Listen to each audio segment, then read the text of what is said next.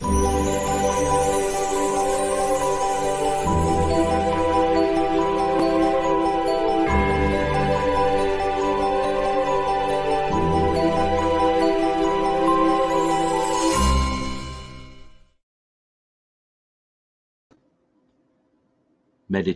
for Every Day in the Year by Bishop Richard Challoner. November 10th. No man can serve two masters.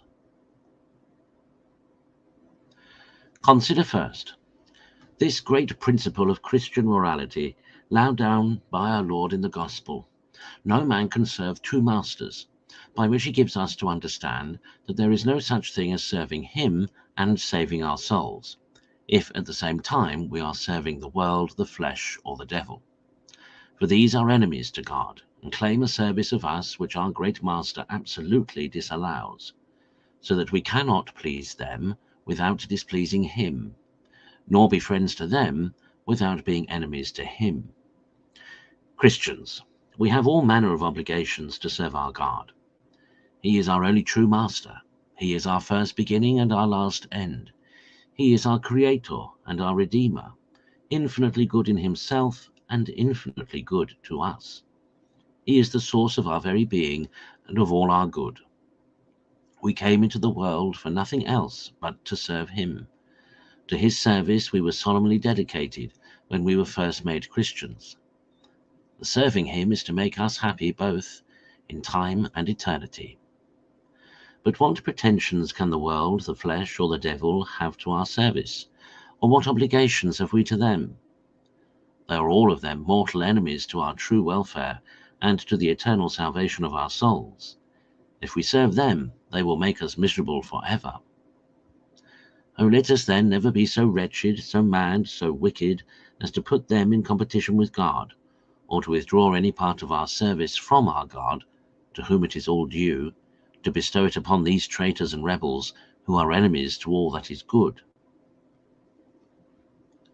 Consider, secondly, the particular application which our Lord makes of this principle, to warn us against the love and service of mammon, that is, of worldly riches, of filthy lucre, of money, and of all the other perishable goods, as we call them, of this deluded and deluding world.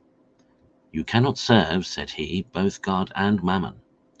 No man has any inclination to serve the devil for his own sake, or out of any love that he can have for this filthy monster. But this wicked enemy makes use of the mammon of the world and of the allurements of the flesh as baits, to draw poor unthinking souls to him, and to engage them in his slavery for the sake of these perishable toys, which he points out to them as if they were solid goods, so as to fix their affections upon them, to the prejudice of the love and service of their Maker.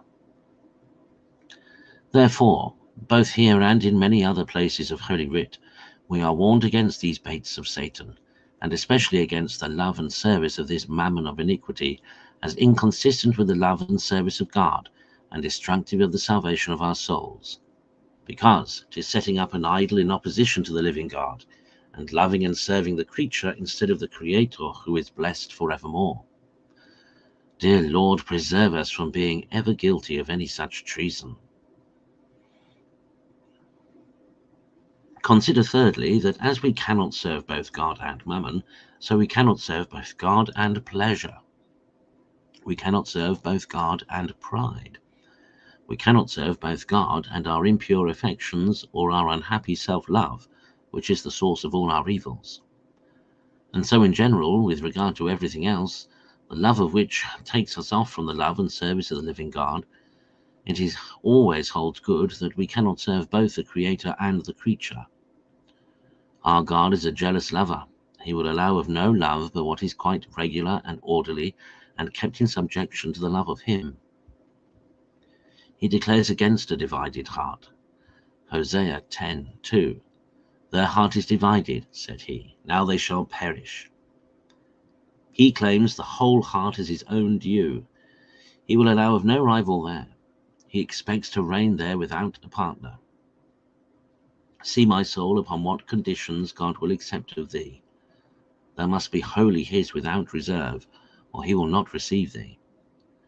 And the offering thou makest of thyself to his divine service Thou must take care not to keep back by fraud any part, like Ananias and Sapphira, Acts 5, lest thou fall under the like judgment that they did. Conclude. To admit of no other master of thy heart and affection but the God that made thy heart for himself and all things else for thee. None but he can fill thy heart. All other things are just nothing at all when compared with him. Fear him alone. Love him alone.